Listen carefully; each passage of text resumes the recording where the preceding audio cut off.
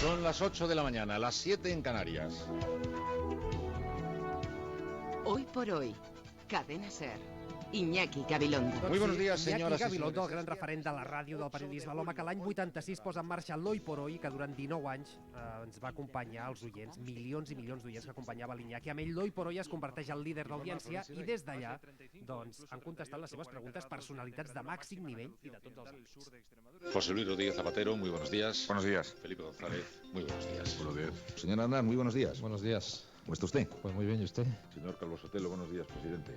Muy buenos días, Gabilondo. Florentino Pérez, muy buenos días. Ell, que ha explicat els principals esdeveniments d'aquest país. Las piezas de artillería con sus salvas de alegría saludan en este momento la inauguración de la Expo. Estos sonidos juntos. El arquero lanza la flecha hacia el pebetero. La flecha cuya punta encendida ha sobrevolado... Esdeveniments històrics, eleccions, investidures... També, moments més quotidians. ¡Que me ha tocado el gordo! Consíguese, dígalo otra vez, dígalo otra vez. ¡Que me ha tocado el gordo! Doncs sí, com la lotería, Iñaki Gabilondo. ¿Qué tal? Buen día, buenos días. Buen día, buenos días. Oye, ¿qué te pasa por la cabeza cuando escuchas tú Hoy por Hoy, tantos años después? Hombre, me parece algo un poquito irreal, ¿no? Tengo la impresión de que sí. Bueno, estoy escuchando a otro. Tengo la impresión de que hay un señor que habla y bueno, está bien. Que se parece un poco a ti el timbre, Sí, que... un poquito, el timbre también menos, porque también la voz se te va cansando, se te gasta, ya no siquiera el mismo timbre. Pero sí, bien, me parece bien. ¿Lo echas un poco de menos? Aunque tú no eres muy amigo de la nostalgia, pero aquello de decir, ni un poquito. Ni un poquito, ni un poquito. Pero ni un poquito. Y pocos habrá que hayan disfrutado más que yo en la radio, que he sufrido mucho también, pero he disfrutado mucho. Lo que pasa es que no tengo muy clara la idea de que hay que hacerse a un lado y que la vida siga circulando y corriendo y moviéndose, ¿no? He entendido siempre muy bien que la vida pasa, que es un juego de relevos, un eslabón se conecta con otro, recoges, entregas, vives y te vas, ¿no? No tengo mucha nostalgia, no tengo. Tal vez porque yo, que he disfrutado mucho en la radio, también he sufrido mucho en la radio. ¿Has sufrido mucho? Mucho, sí. Mucho. A mí las peleas entre compañeros, la época tremenda que Luis nos del tocó Olmo. vivir. No, con Luis he tenido siempre muy buena relación, pero las épocas que ha habido con Federico, con Antonio Herrero, tremendas guerras brutales, que era una guerra muy rara porque yo no intervenía en la guerra, participaba como sujeto paciente de la guerra, ¿no? A ti te interpelaban, digamos. Sí, porque yo entonces descubrí que cuando se habla de dos bandos, para que haya dos bandos no hace falta que pongas dos alambradas, basta que uno ponga una alambrada para que haya dos bandos. Esta es buena. Y entonces allí alguien puso una alambrada y nos encontramos de pronto con que estábamos en el bando diferente que él había decidido. Pero yo nunca había tenido ninguna voluntad de formar parte de un bando frente a otro bando, pero me encontré porque alguien puso una alambrada. Y entonces sufrí mucho esas circunstancias y todas las derivadas políticas que envenenaron de una manera espectacular todo, y padezco mucho yo eso. Porque hay gente que en ese tipo de situaciones pues incluso está medio cómodo, hasta disfruta. Yo no disfruto. A mí la tensión brutal, como la que ahora se vive, la ultrapolarización, me parece tan negativo, tan triste, tan infantil, tan inútil, tan ineficaz, tan decepcionante, que me daba la sensación de, yo para esto me levanto a las 4 de la mañana, o sea, para esto he estado estudiando tanto tiempo. La gente que esta mañana se levanta y pone la radio, no tenemos nada más bonito que contarles esta mañana. O sea, yo no me he levantado a la mañana para darle a Mari Carmen, que nos oye desde Tarazona, o a Juan, para darle el disgustazo que le voy a dar y lo voy a meter en medio del barrizal, metido en el... Me decían, hay que tener cuidado. Dice, y no te pelees nunca con un cerdo, porque también tú te mancharás de barro, pero a él no le importa. Y entonces a mí no me divertía ese tipo de situaciones que a algunos les parecen la parte más excitante de la profesión. A mí esa parte excitante yo se la regalo al que quiera. Sí. ¿Crees que es peor la crispación de ahora que la que vivimos en la época final de Aznar, en la primera de Zapatero? Sí, es peor no porque sea más virulenta. La virulencia entonces fue brutal, ¿no? La fabricación de dos territorios, unos enemigos. Es decir, en este momento a escala española, por ejemplo, ¿no? No se trata de que unos sean antagonistas de otros y que haya una gran virulencia en la relación de unos con otros, sino que unos consideran que los otros no son ciudadanos españoles, no son ciudadanos con los demás derechos. Parece que no existen, ¿no? Que no deberían existir, les molestan, les sobran. Es material redundante, ¿no? A mí con alguna de esas personas me interpela por la calle, porque pasa que alguien te interpela por la calle, lo primero que te dice es vete de España, te dicen, ¿no? Vete de España. Sí, entonces, o sea, quiero decir que no es que haya una virulencia mayor que la que ha habido. Hay una virulencia parecida a otras virulencias, pero esta virulencia se caracteriza porque tiene una voluntad selectiva de ciudadanos, ¿no? Es decir, vosotros sois ciudadanos, sobra en este momento más de medio Parlamento. Entre que por una cosa o por otra no les sirve casi nadie, ¿no? Y esto es lo que convierte esta virulencia en una virulencia de otra profundidad. Tiene otro calado, otro peligro y otro problema, tiene más importancia, a mi juicio. Y estamos a tiempo de revertirlo, porque claro, hay líneas que una vez se cruzan, la deshumanización del adversario, lo que tú decías, Sí. no sé. Bueno, la línea que se convierte en peligrosa es cuando cruza a la sociedad. Mientras no llegue a la sociedad, están llegando algunas pequeñas olas primerizas, algunas pequeñas brisas, pero todavía la sociedad no está viviéndolo así. O sea, la sociedad no está teniendo la virulencia esa entre los vecinos de escalera, entre los compañeros de portal, los vecinos de calle y de barrio. Mientras eso no ocurra, este asunto tiene mucho riesgo, pero no ha pasado al nivel 4, ¿no? El problema sería cuando empezaran ya a producirse. Lo que ocurre es que tiene siempre ese riesgo, lo que llaman los aceleradores históricos. O sea, en este contexto, de repente, un buen día hay una desgracia, que en un lugar pues se produce un incidente grave. Y ese incidente pues desencadena otro incidente grave. El riesgo suele ser ese, ¿no? Que se produzca un foco. Por el momento no. La sociedad vive con estupor esta situación, con mucha radicalidad también. Hay posiciones muy radicalizadas, pero todavía no se ha entrado al terreno ese de la descalificación con carácter general. Hay grupos que sí, como digo, hay grupos que te dicen vete, ¿no? Pues bueno, ¿vale? ¿Y quién eres tú para decirme que yo me vaya? Pues uno que ha decretado que él decide quiénes son y quiénes no son, que es diferente de estar en una posición antagónica de otra y ser muy brutal en el ataque al otro. Ese es otro asunto. Está Claro. muy feo y también las cosas que se vivieron fueron tremendas en la época de Aznar.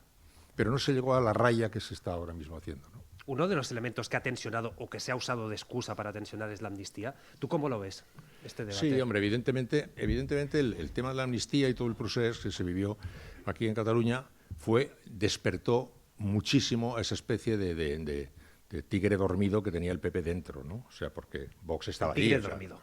Sí, no ha aparecido de pronto, existía perfectamente integrado en la familia, ¿no? Y evidentemente el proceso lo sacó de la jaula, ¿no? Es muy difícil luego cuando el tigre ha salido de la jaula volverlo a meter en la jaula, ¿eh?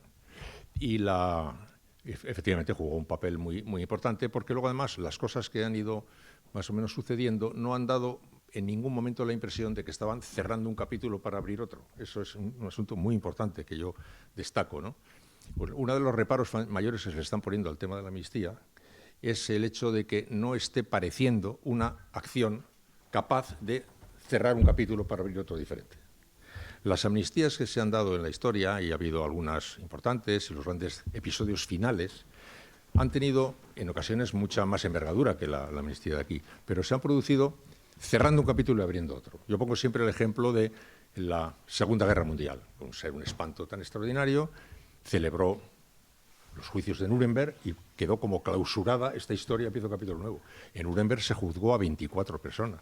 Supongo que no hay nadie en el mundo que se crea que en Alemania solo había 24. Claro. Pero se supone que en un momento determinado se toma la decisión de cerrar un capítulo e iniciar otro capítulo. Y este asunto, como se tuvo que improvisar como consecuencia que hacían falta 7 votos, no ha adquirido ese carácter, y como tampoco ha contado con el acompañamiento del primer partido de la oposición, porque para que una amnistía tenga verdadera profundidad, recorrido y posibilidades de cuajar de verdad en el futuro, iniciado al mismo tiempo, hubiera debido ser una apuesta en la que estuviera también incluido el primer partido de la oposición. Entonces, eso sí, ¿no? Si las fuerzas españolas ponen en marcha ese mecanismo, automáticamente adquiere una dimensión especial. Y yo creo que muchos hubiéramos estado muy, muy contentos de que tal cosa pasara, para poder cerrar un capítulo. Yo soy vasco, he visto cómo en mi tierra se ha cerrado un capítulo también terrible. ¿Cree alguien que eso ha hecho cicatrizar todas las heridas? Hay mucha gente en mi tierra que todavía sigue llamando héroes a los que yo llamo asesinos. Pero eso no es eso es imposible de evitar, eso ocurrirá siempre. Todavía en Alemania hay gente que recuerda a algunos héroes nazis, en algunas familias alemanas, y en Baviera se celebra eso. En el sur de Estados Unidos todavía hay lugares que honran la bandera confederada de la guerra de secesión. Es que eso no es lo más... Hay gente que cree que eso debe evaporarse, eso no se va a evaporar nunca. Es el momento que la historia toma una decisión. Y las decisiones de punto y aparte son las que verdaderamente tienen cuajo. Y la pega que le estamos poniendo a la amnistía, que deseamos de verdad, es que no sabemos y dudamos de que tenga la envergadura suficiente para tener este carácter de punto y aparte que necesitan las cosas. Y como no lo está pareciendo, pues está envenenando. Y como va a durar mucho, porque otro tema es que este asunto pudiera dar lugar a un par de meses de agitación y luego se desvanece. No, esto no va a dar lugar a un par de meses y se desvanece. El propio desarrollo de la acción legislativa, incluyendo el tiempo que va a pasar por el Senado, donde se va a eternizar, claro, mucho tiempo, luego las acciones de los jueces, la posibilidad de que entre en Europa, etcétera, va a darle mucho tiempo de recorrido a esta cuestión. No se ha podido hacer como hubiera podido ser, y ojalá hubiera podido hacerse, por parte de todos, como señores, empecemos otra vez. Reconstruyamos esta relación, como sea, que nadie adique de nada de lo que tenga que sean sus creencias, pero cerremos un capítulo e iniciemos otro capítulo.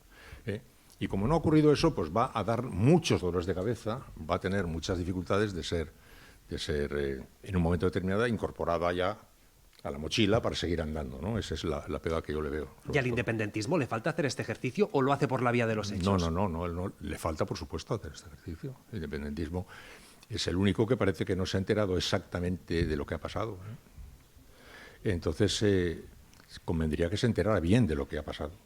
Yo creo que tienen una visión todavía un tanto imprecisa de lo que ha ocurrido, ¿no? Y entonces, claro que hace falta. Y por eso forma también parte del capítulo de las cosas que nos tienen en situación un poco colgante, ¿no? ¿Qué más quisiera yo? Como te digo, como yo soy vasco, ¿qué más feliz me hizo a mí que en un momento determinado se cerrara ese capítulo sin que yo tuviera ninguna necesidad, ni esperanza ni necesidad, de que nadie de repente se convirtiera a una fe que no era la suya? No, pero se toma una decisión y esa decisión se ha tomado. Y aunque haya gente que crea en Madrid, por ejemplo, que no se ha temado, los sectores de la izquierda más radical y adversal están militando ya en el práctico, en la disputa por la vida cotidiana. Sí.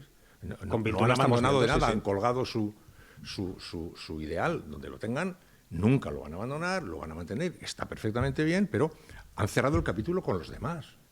Y eso es lo que yo creo que aquí no se está haciendo todavía y pues ¿qué me gustaría? ¿Qué me gustaría? Lo que más me gustaría en el mundo. Lo que más me gustaría en el mundo es que se pudiera producir de repente ese cierre con todas las generosidades habidas y por haber, pero para empezar un tiempo distinto, una nueva relación. Y si no, si vamos a seguir andando, paseando por los mismos caminos, tropezándonos en las mismas piedras, regresando a las mismas historias y sin abdicar de nada, y lo que pasa es que además Cataluña en algún momento determinado tiene que darse cuenta de que no puede seguir siendo Penélope. Cataluña está mucho tiempo esperando en la estación. Durante mucho tiempo, durante todo el proceso, ha estado Cataluña esperando. Ahora está esperando la amnistía, luego está esperando las elecciones autonómicas, luego está esperando que venga Puigdemont, pero ¿cuándo terminan de esperar? Vamos a hacer todo eso que hay que hacer esperando, pero que no nos pille esperando, que nos pille haciendo. Y lleva demasiado tiempo en posición de espera. Y buscando diferentes razones, porque razones hay, unas excusas. Algunas son excusas y otras no son excusas, pero todas ellas te están llevando a la posición de esperar. Y yo no creo que sea eso nada bueno. Y Cataluña debería no esperar. Y cuando estéis luego con Artur Mas o con lo que sea, pues insistirle. No parece que Cataluña lleva demasiado tiempo esperando cosas, por muy legítimas que sean las cosas que se esperan, En un momento determinado creo que Penélope tiene que abandonar la estación. Oye, Iñaki, tu què queries ser? Pública Palau Robert, perquè insistim, programa especial des de Palau Robert, aplaudeix Iñaki Gabilondo, te echaba de menos la gente. Tú eso lo notas, que te echa de menos la gente. Hombre, por favor, a estas alturas de la vida, con la gente que está en la radio haciendo cosas maravillosas, no. Hombre, algunos se acordará, yo lo celebro y lo agradezco, pero no, echar de menos no. ¿Tú qué querías ser de niño? Yo lo que fui. ¿Sí? Sí. Yo no he conocido a nadie que en ese sentido pueda considerarse más privilegiado que yo. Porque yo cuando era pequeño, me lo he contado 700 veces, cuando era pequeño no había radio, no había televisión. La televisión aparece en mi vida cuando yo estaba en segundo de carrera en la universidad. Hasta ese momento no existía la televisión, ni para mí ni para nadie. Claro. Entonces, la radio era nuestra ventana a otro lugar. Encima vivíamos en un lugar que no nos gustaba, al menos en mi familia, ¿no? Aquello era muy parecido a un cuartel. El tecnicolor de la vida nos llegaba a través de la radio. La esperanza de un nuevo mundo nos llegaba a través de la radio. Era mi Disneylandia. Y siempre decía que, como además cuando iba yo desde mi casa al colegio, pasaba delante de Radio San Sebastián, cuyo letrero enorme ondeaba ahí en la calle, y ahí venía todas las mágicas cosas que oíamos en nuestra casa, yo veía aquello como la puerta de Disneylandia. Eso es decirte, cuando con 26 años me nombraron director de esa radio, yo tuve una impresión de triunfo que nunca más he vuelto a tener. ¿De Yo verdad? nunca he tenido en mi vida una mayor sensación de triunfo absoluto.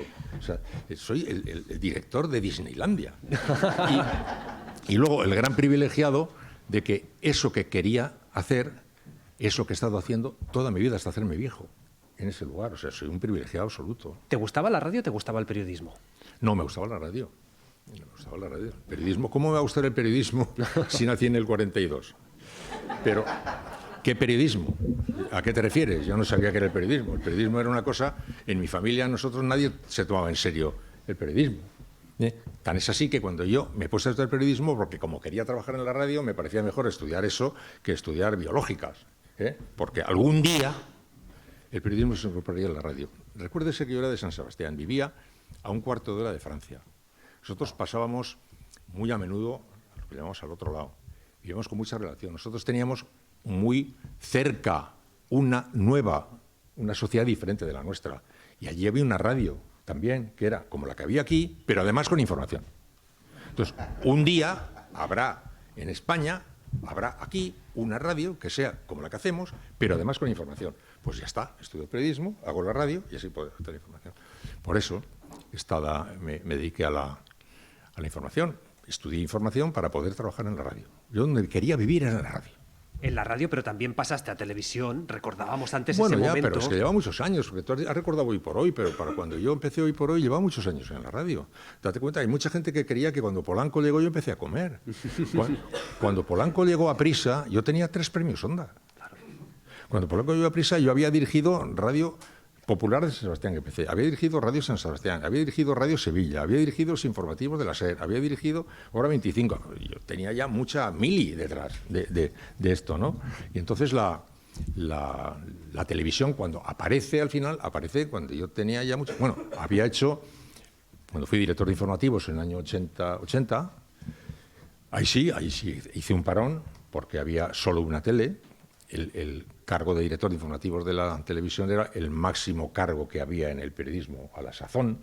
Cuando me ofrecieron aquello me pareció una cosa importante. Además era en el marco de un cambio grande, porque aquello se hizo cuando Suárez, que para que la televisión recuperara alguna credibilidad que no la tenía, llegó a un pacto con otras fuerzas políticas y se hizo un equipo que fue resultado de un pacto. O sea, se le nombró director de programas especiales a Balbín, que a la sazón era del PC. Se le nombró director de Radio Nacional a Eduardo Sotillos, que era del PSOE. Estaba gobernando la UCD, ¿eh? Sí. Y quieren nombrar un director de informativos y cada uno tenía su candidato. Yo no era el candidato de ninguno, pero era el segundo de todos. Yo no era el candidato de la UCD, ni el candidato del PC, ni el candidato del PSOE. Y salía. Eras el de consenso. Pero que aquel equipo había llegado, no solamente que era un buen puesto de trabajo, sino que era un puesto de trabajo en un momento en el que pasa a la historia con una pequeña primavera, que duró poco, en la cual Adolfo Suárez nos encomendó que tiráramos para adelante allí como tigres de Bengala en aquel momento para darle aquello. Entonces ahí era una provocación grande, ¿no? Había otras circunstancias personales también que no son del caso.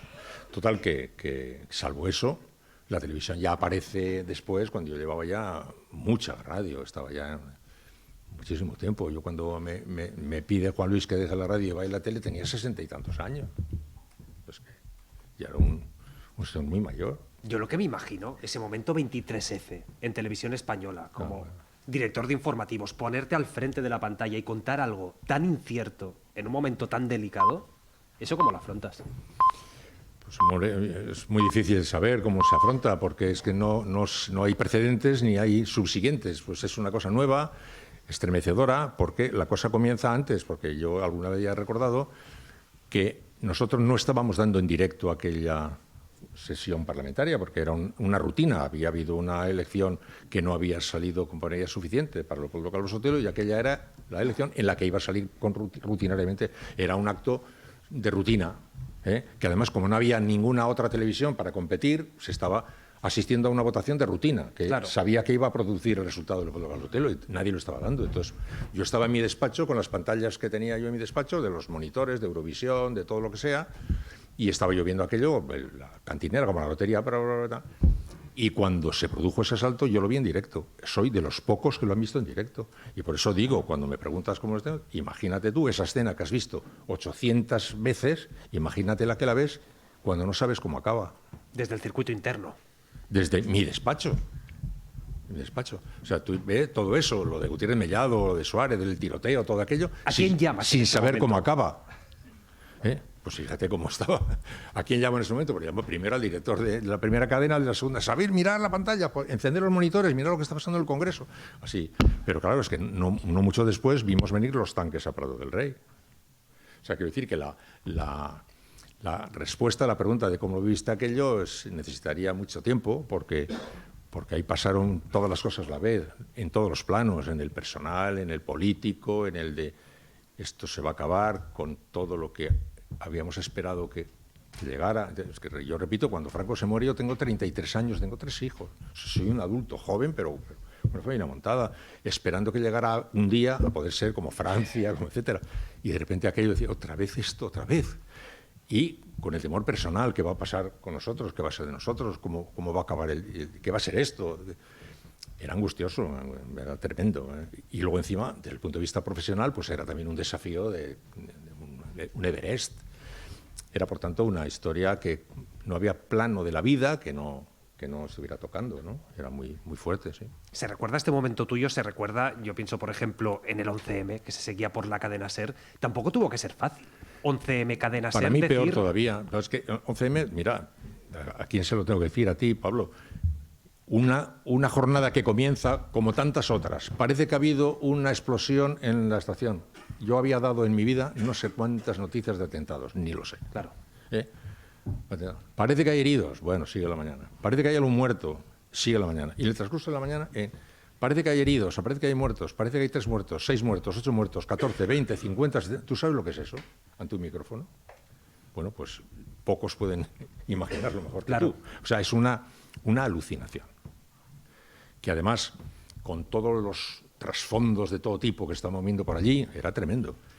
Y que además estábamos viviéndolo solo desde el drama. Yo he dicho muchas veces, el 11M fue el día que yo he visto más unida a la sociedad española, y 3 días después, el 14, el día que he visto yo más desunida a la sociedad española. Es verdad. Y en el 11M estamos viviendo el drama, que era el drama, los hospitales que llamaban a los médicos que estuvieran de vacaciones, que fueran a trabajar, pidiendo sangre, los taxistas que llevaban gratuitamente a los familiares a centro no sé qué, de todas las comunidades mandando unidades móviles. Esa era la historia que estamos contando, pero alguien se acordaba que había habido elecciones, no yo. Cuando al cabo de un ratito se convoca el gabinete de crisis y aparece en el gabinete de crisis todos los del PP y no aparece el director del Centro Nacional de Inteligencia, digo, anda, hay elecciones el 14. Y es porque nosotros no nos acordamos. ¿Quién se acuerda haciendo eso que te estoy contando yo ante un micrófono? ¿Quién se acuerda de que hay elecciones el 14? Claro. Y por otra parte, porque entonces creíamos todos que era ETA, también el Lehendakari salió y dijo, pues es una vergüenza, ¿qué tal? Pero ¿quién se acuerda para que convoca un gabinete de crisis en ese drama? Y veo que está Rato. Y digo, ¿qué Rato? ¿Qué pinta ahí? Y no está Jorge del Callar, director general del Centro Nacional de Inteligencia. Claro, o eras tonto, profundo, o notaba rápidamente que allí estaba empezando alguien a tocar teclas que no son de reglamento. Y así empezó ya toda aquella odisea dramática. Pero fue un día, como desde el punto de vista personal.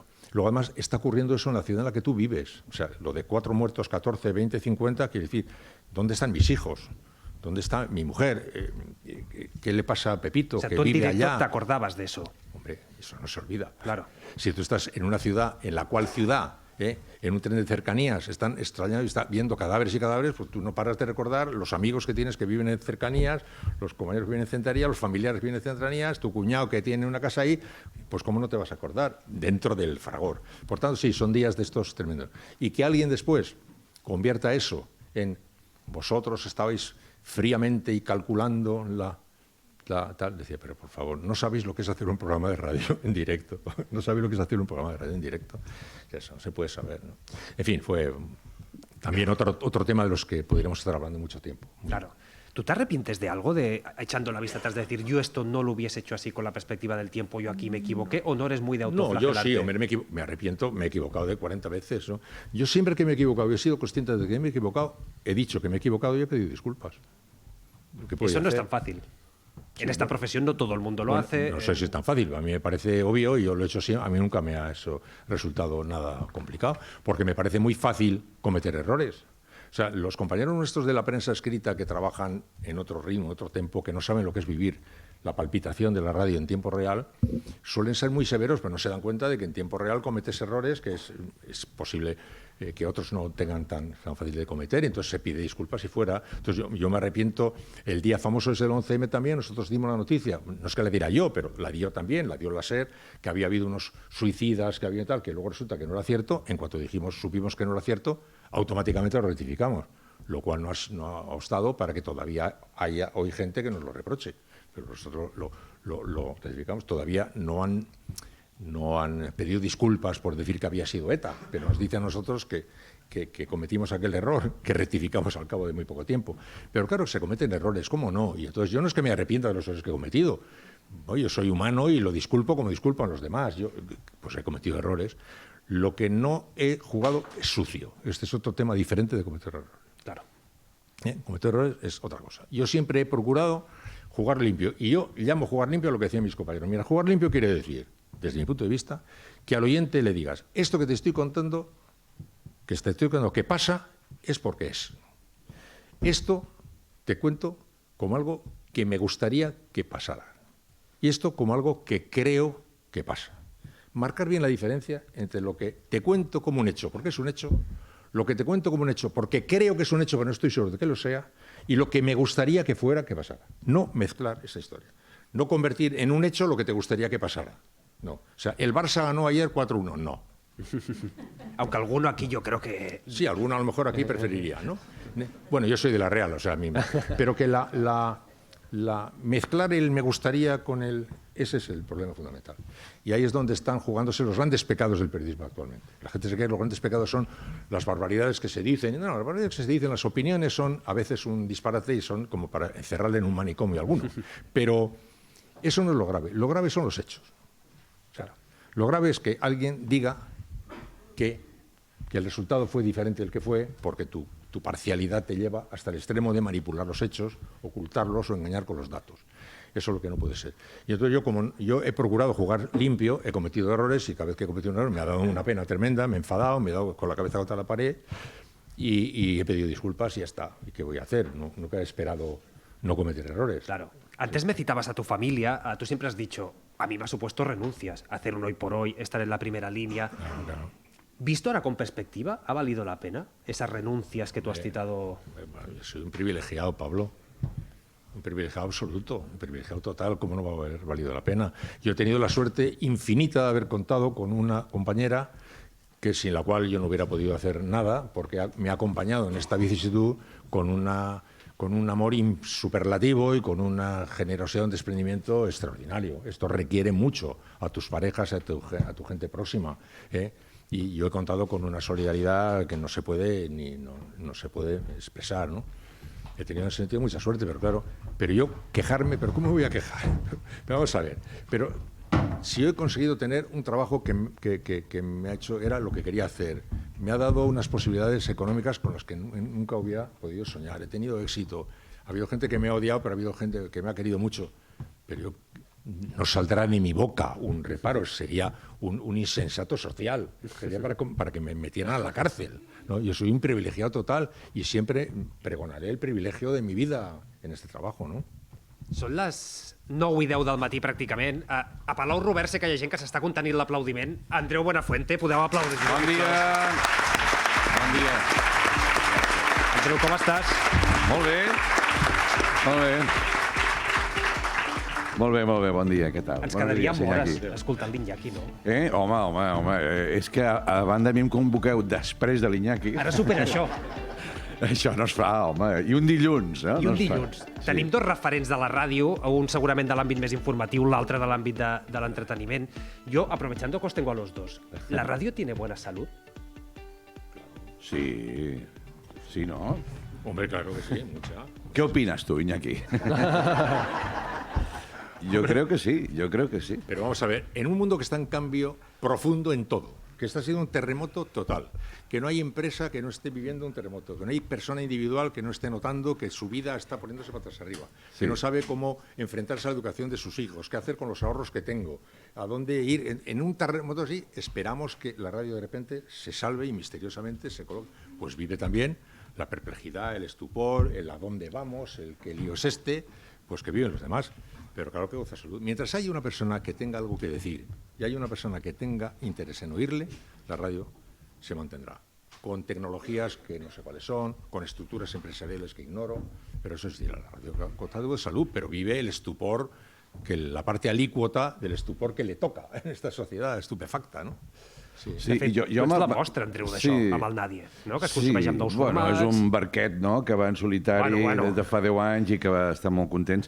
Però a banda a mi m'agradaria destacar també que tenim la sort de poder viure una realitat de ràdio que és la que es fa a Catalunya. Permeteu-me que em surti una certa vena local, però molt orgullosa. Crec que es fa molt bona ràdio a Catalunya. Jo he tingut la sort de treballar aquí, de treballar fora, d'escoltar, i sense desmereixer els altres, penso que cada vegada que poso la ràdio aquí, no? Penso, ostres, es fa molt bona ràdio. ¿Estás de acuerdo? Y compiten mucho entre ellos y creo que se hacen mejores los unos a los otros. Això està molt bé, sí, perquè ell deia la competició salvatge que ell va viure segurament amb el Los Santos va ser una cosa ferotge de guerra bruta, d'embrutar-se.